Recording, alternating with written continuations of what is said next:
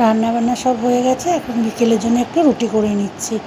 বিকেলবেলায় যাবো সোনার মানিককে আজকে ভ্যাকসিন দেওয়াতে। ওর আজকে ভ্যাকসিনের ডেট আছে।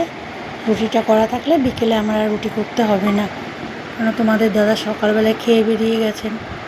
কী হয়েছে জানো তো, কালকে আমি বাজারে গিয়েছিলাম বিকেলে কিছু ফল আনার জন্যে। তা খুব ভালো ভালো কতগুলো ড্রাগন দেখেছিলাম, তাই দুটো বড় বড় ড্রাগন এনেছিলাম। একটা আমি মাকে দিয়ে এসেছি, একটা আমি আমাদের জন্য রেখেছি। আজকে ড্রাগনটা কাটবো।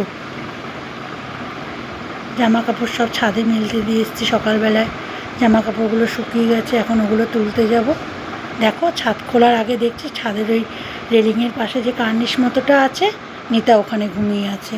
নিতার কাজই হচ্ছে খালি আনাচে কানাচে ঘুরে ঘুরে বেড়ানো। কী রোদ দেখো। চলে এসেছি আবার রান্নাঘরে।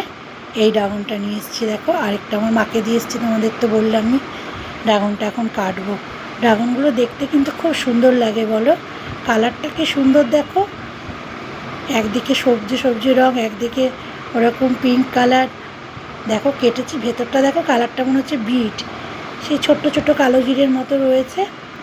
কি সুন্দর লাগে।